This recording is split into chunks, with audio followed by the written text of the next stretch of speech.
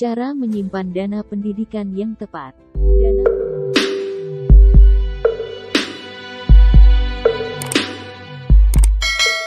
Dana pendidikan adalah pengeluaran yang memiliki kaitan langsung dengan penyelenggaraan pendidikan. Sebagai orang tua yang memikirkan pendidikan anak jangka panjang tentunya sangat memikirkan hal ini, karena biaya pendidikan sekarang bukan tergolong murah, apalagi jika ingin menyekolahkan anaknya di sekolah yang berfasilitas bagus. Sebelumnya kita diskusi tentang mutu pendidikan, akan berkaitan langsung dengan peran pimpinan sekolah yayasan sebagai manajer lembaga pendidikan. Mutu pendidikan dipengaruhi oleh proses pembelajaran yang bermutu. Sementara untuk mewujudkan pembelajaran yang bermutu sangat membutuhkan sumber dana yang memadai dan dikelola secara benar. Oleh karena itu, tahapan pada manajemen pembiayaan pendidikan perlu diperhatikan. Pada dasarnya tujuan manajemen pembiayaan pendidikan adalah terselenggaranya proses pendidikan yang sesuai dengan kebutuhan belajar peserta didik yang diharapkan. Mutu pendidikan sangat berkorelasi dengan sumber daya manusia yang menjalankan fungsi struktur organisasi secara tepat. Dalam menjalankan roda organisasi lembaga pendidikan membutuhkan pemimpin yang dapat mengefektifkan sumber daya menjadi sumber kekuatan dalam melaksanakan tugas dan tanggung jawabnya. Hal ini karena lembaga pendidikan merupakan sarana investasi sumber daya manusia. Kunci keberhasilan dalam pembangunan pendidikan terletak pada kemampuan SDM dalam mengelola dana yang tersedia dengan mengacu pada kebutuhan pokok dan skala prioritas program pembangunan pendidikan secara bertahap dari tahun ke tahun berikutnya dan berkesinambungan sesuai perencanaan program.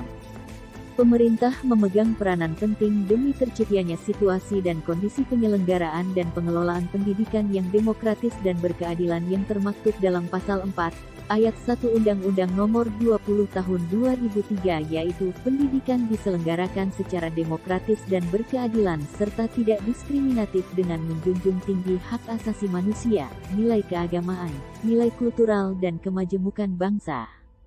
SDM, yang menjadi kunci pembangunan ekonomi suatu bangsa.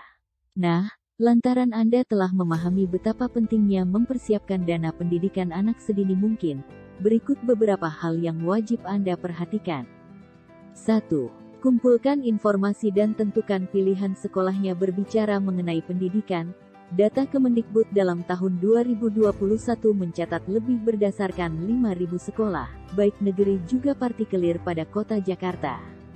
Hal ini sebagai tantangan tersendiri bagi para orang tua pada menentukan sekolah yang sempurna sinkron menggunakan keinginan. Beberapa hal bisa dijadikan menjadi bahan pertimbangan pada menentukan sekolah, contohnya berdasarkan aspek kelengkapan fasilitas sekolah, kurikulum pendidikan, sampai energi pengajarnya. Oleh karena itu, hal primer yang wajib dilakukan merupakan mengumpulkan liputan sebanyak-banyaknya tentang sistem pendidikan yang Anda inginkan untuk si mini, pada mana sanggup menerima pendidikan. Misalnya itu, disparitas antara sekolah tadi menggunakan sekolah lain yang serupa, bagaimana proses pengajarannya sehari-hari, berapa asumsi porto yang perlu dimuntahkan mulai berdasarkan registrasi sampai beliau lulus nanti, dan sebagainya. Apabila sudah mempunyai liputan yang lengkap, kini saatnya Anda memilih sekolah mana yang sebagai pilihan, kemudian buatlah perencanaan anggarannya. 2. Membuat perencanaan anggaran sekolah. Setelah mengetahui sekolah pilihan, yang wajib Anda lakukan merupakan cari memahami mengenai porto yang diperlukan. Satu hal yang wajib diingat, porto pendidikan akan semakin tinggi setiap tahunnya. Mengutip Badan Pusat Statistik BPS, Republika.co.id mengungkapkan inflasi sanggup menyebabkan porto pendidikan semakin tinggi 10-15% per tahunnya. Hal ini tampak berdasarkan inflasi pada sektor pendidikan yang sanggup mencapai 3,81%. Selain itu, baku pendidikan setiap sekolah pula sanggup memilih iuran dan uang pangkal. Setelah terdapat citra tentang jumlah dana yang diperlukan, Anda sanggup mulai menciptakan aturan. Dengan pertimbangan inflasi dan kemungkinan peningkatan porto lain, perhitungkan dana yang wajib dimiliki ketika si mini mulai sekolah. Lalu, mulailah menciptakan tabungan secara terpisah sebagai akibatnya dana yang Anda siapkan buat pendidikan akan terpakai. Selain itu, pula akan mempermudah Anda pada mengelola dan memonitor keuangan keluarga. Selain itu menurut Livem, 1985, proses penyusunan anggaran ada 4 fase. 1. Merencanakan anggaran. Kegiatan mengidentifikasi tujuan, menentukan prioritas, menjabarkan tujuan, menganalisis alternatif pencapaian tujuan dengan analisa cost effectiveness, dan membuat rekomendasi alternatif pendekatan untuk mencapai sasaran. 2. Mempersiapkan anggaran, yaitu menyesuaikan kegiatan dengan mekanisme anggaran yang berlaku, bentuknya, distribusi dan sasaran program pengajaran serta dirumuskan dengan jelas, melakukan inventarisasi kelengkapan peralatan dan bahan-bahan yang tersedia. 3.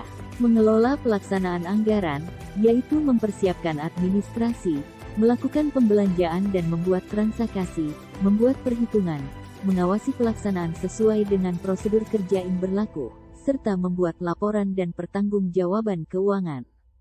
4. Menilai pelaksanaan anggaran, menilai proses belajar mengajar, menilai bagaimana pencapaian sasaran program serta membuat rekomendasi untuk perbaikan anggaran yang akan datang. 3. Membuat anggaran kebutuhan lainnya seiring menggunakan pertumbuhan si mini, Anda niscaya pula akan melihat perkembangan bakatnya, bukan? Entah itu berdasarkan kesenian, olahraga, dan lain sebagainya. Nah, melalui aktivitas ekstrakurikuler, talenta-talenta yang dimiliki olehnya sanggup semakin terasah buat bekal pada masa depan nanti. Oleh karena itu, porto ekstrakurikuler, perlengkapannya dan fasilitas pendukungnya, misalnya kitab tulis, seragam, sepatu, indera musik dan lain-lain, pula jangan hingga luput berdasarkan aturan porto yang Anda untuk nanti.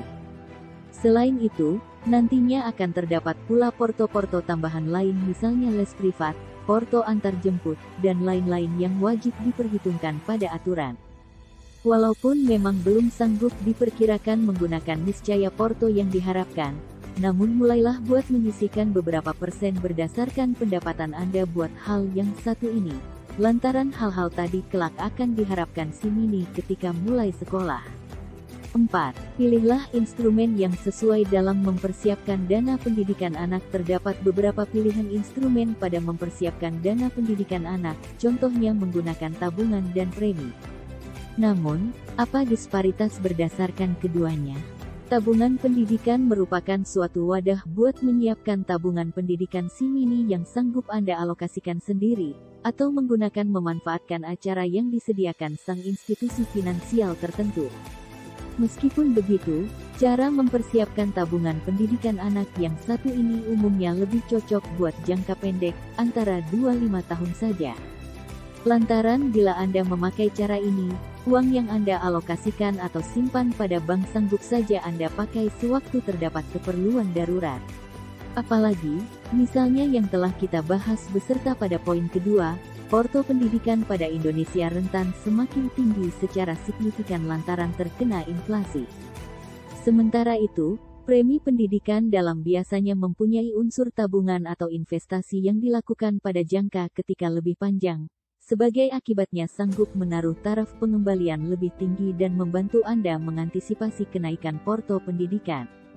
Pada dasarnya, premi pendidikan adalah cara buat mempersiapkan dana pendidikan anak, sekaligus membentuk keuangan langsung yang sehat. Dana pendidikan adalah dana yang sangat urgensi untuk kehidupan apalagi untuk orang tua yang ingin tenang saat akan menyekolahkan anak. Dan sudah sepatutnya kita sebagai generasi yang terdidik untuk menyiapkan segala hal untuk jangka panjang agar keuangan lebih tertata, apalagi mengenai dana pendidikan.